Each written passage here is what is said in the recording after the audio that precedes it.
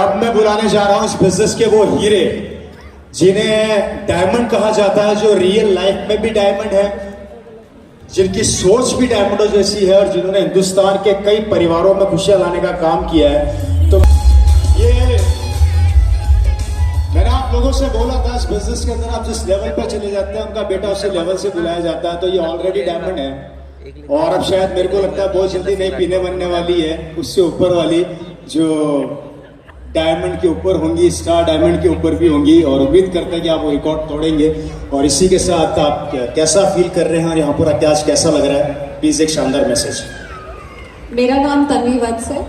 मैंने दिल्ली यूनिवर्सिटी से अपनी अंडर ग्रेजुएशन बीकॉम ऑनर्स में की और मैं इस साल एमबीए की पढ़ाई शुरू करने जा रही हूँ।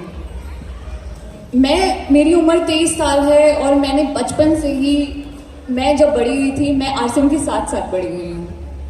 पापा के संघर्षों को मैंने बहुत नज़दीकी से देखा है।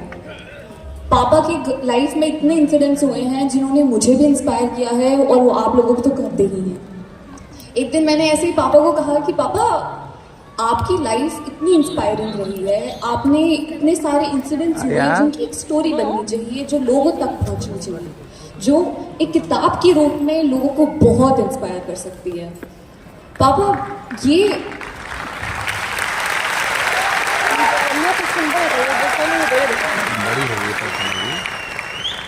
ये कहानी सिर्फ मेरी मम्मी पापा की नहीं, ये कहानी यहाँ बैठे सब आरसीएम के बिजनेस लीडर्स की है। जितना गर्व मैं आज महसूस करती हूँ, ये यहाँ आरसीएम के हर बच्चा महसूस करता है अपने माँ बाप पे। My papa is my inspiration and has been my number 1 hero from the very beginning.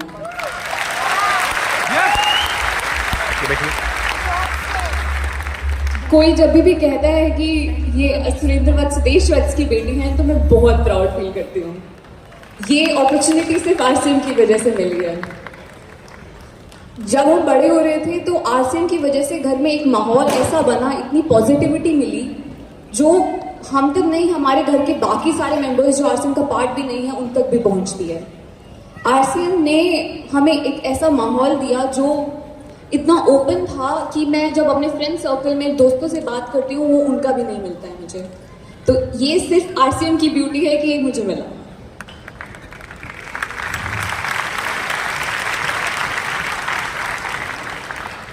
We all are very lucky that we are standing here today and have been brought up in an environment where we used RCM's products, RCM's healthy products for that matter, and have grown up in an environment that was ethical, that was positive, which would not have been possible anywhere else, which cannot be possible if you are doing any other business, and I believe in that.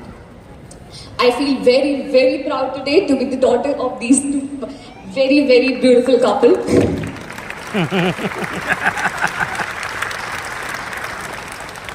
आज यहाँ आकर सुरेंद्र वत्स सुदेश वत्स की बेटी होने की जिम्मेदारी का एहसास मुझे हो रहा है और मेरी कोशिश रहेगी कि आने वाले वक्त में मैं कोशिश नहीं, डेफिनेटली मैं इस जिम्मेदारी को निभाऊंगी। Thank you so much. Thank you so much and please sir. मैं विशाल वत्स, मैंने अपनी BTech Indraprastha University New Delhi से की। उसके बाद अपनी एमबीए करने के लिए मैं Narsee Monjee institute of management studies में गया और वहाँ पे मैंने मार्केटिंग में अपनी एमबीए कंप्लीट की। और माहौल कुछ ऐसा रहा कि एमबीए खत्म होते होते मेरे पास वर्ल्ड की top e commerce company Amazon का पैकेज मेरे साथ था। कॉलेज के बाद सीधा अमेजॉन ज्वाइन की और अमेजॉन का आपको मैं माहौल थोड़ा बताता हूँ। अमेजॉन में मेरे पास बहुत अच्छा खासा पैसा आता था। जितने मेरे कॉलेज के दोस्त लोग थे, जितना पूरा बैच था, उससे ज़्यादा मैं कमाता था।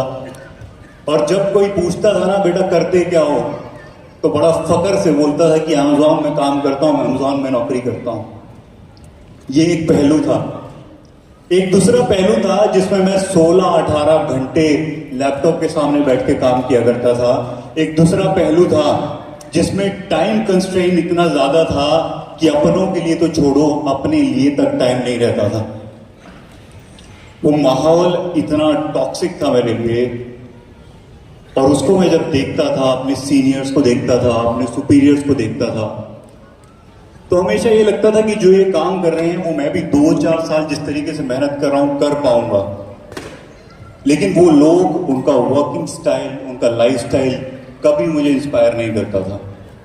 और जब मैं कंपैरिजन करता था जिस तरीके का पापा का लाइफस्टाइल है, जिस तरीके का कोर टीम का लाइफस्टाइल है, जिस तरीके के वर्क एथिक्स, वर्किंग स्टाइल है, वो चीज मुझे इंस्पायर करती थी। और शायद इस इंस्पिरेशन ने ही मुझे एक अमेजॉन की हाई पेइंग जॉब छोड़ के आरसीएम का सफर शुरू करने पे मजबूर कर दिया, शुरू करने में मजबूर कर दिया। जब हम आरसीएम की बात करते हैं, आज सेकंड जनरेशन का प्रोग्राम है और मेरा इस पे बहुत पक्का मजबूत मानना है कि अभी तक फर्स्ट जनरेशन ने काम किया, टीसी सर ने काम किया, तो एक बेहतरीन सॉलिड नींव बना दी गई है। अब ये सौरभ सर का, प्रियंका मैम का और हमारा जिम्मेदारी है कि इस नींव पे हम एक शानदार इमारत बनाएंगे, एक शानदार इमारत बनाएंगे, एक शानदार इमारत बनाएंगे। Thank you very much. Thanks a lot. और वापस से जोरदार तालियां होनी चाहिए दोस्तों। कैसा महसूस कर रहे हैं आप लोग? हेलो। और आगे बढ़ते हैं। इसी के साथ मैं चाहूंगा कि अपना कुछ मैसेज, एक अच्छा सा। दोस्तों नमस्कार, जय आरसीएम। दोस्तों मैंने 2017 में अपना एमबीबीएस कंप्लीट किया। उससे पहले मैं कभी आरसीएम की मीटिंग्स में इतना इंटरेस्टेड होके गया नहीं। अभी बैक टू बैक मैंने 2 मीटिंग्स अटेंड की आरसीएम की। अभी जो लास्ट चंडीगढ़ थी 14 या 15 को, उसमें मैं गया। आज मैं जब यहाँ आया तो मुझे बहुत अपने अंदर से ऐसा लग रहा है, फिल्म का डायलॉग निकल रहा है बार बार, हाउस द जोश। तो दोस्तों मुझे बहुत ही अच्छा लग रहा है आज मीटिंग में आकर। मैं बहुत पॉजिटिव फील कर रहा हूँ। और जो पापा ने जो मुझे स्टेज दिया है उसके लिए बहुत बहुत धन्यवाद पापा को। और मैं चाहूंगा कि मैं पापा के इस बिजनेस को बहुत आगे लेके जाऊं। Thank you.